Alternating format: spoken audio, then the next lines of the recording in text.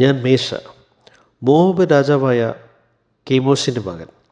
ഇങ്ങനെ തുടങ്ങുന്ന ഒരു വിവരണമാണ് മേശ സ്റ്റീൽ എന്ന കൽലിഖിതത്തിൽ കാണപ്പെടുന്നത്. ഇതിനെ മോവാബിറ്റ് സ്റ്റോൺ എന്നും വിളിക്കുന്നു. 1868 യോർദാനിലെ ദിബാനിൽ വെച്ചാണ് ഫ്രഞ്ച് ആംഗ്ലിക്കൻ മെഡിക്കൽ മിഷനറിയായിരുന്ന എഫ്രേക്ലീനിന് ഇത് കണ്ടെത്തുവാൻ സാധിച്ചത്.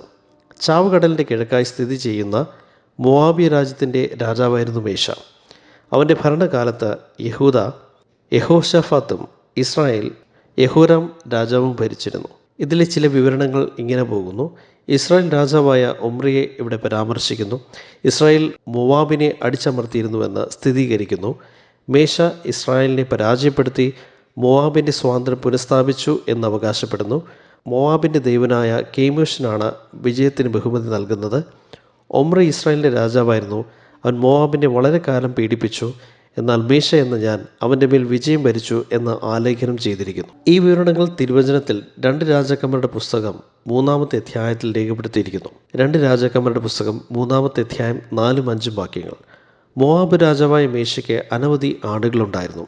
അവൻ ഇസ്രായേൽ രാജാവിന് 100,000 കുഞ്ഞാടുകളെയും 100,000 ആട്ടുകൊറ്റന്മാരുടെയും രോമം കൊടുത്തു വന്നു.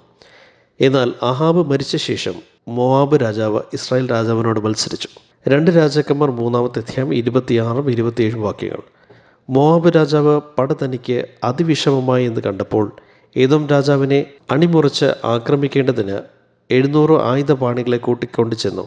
എങ്കിലും സാധിച്ചില്ല.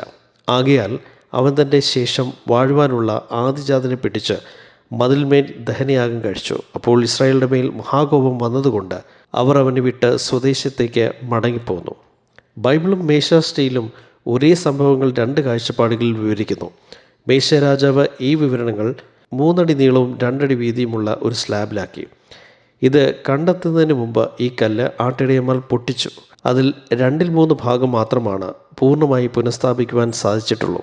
അതിൽ 34 വരികൾ മോവാബി ഭാഷയിൽ എഴുതിയിരിക്കുന്നു. ബൈബിളിലെ ചരിത്ര ആധികാരികത സ്ഥിരീകരിക്കുവാൻ ഉതകുന്ന മറ്റൊരു കണ്ടെത്തൽ കൂടിയാണ് മേശ സ്റ്റീൽ.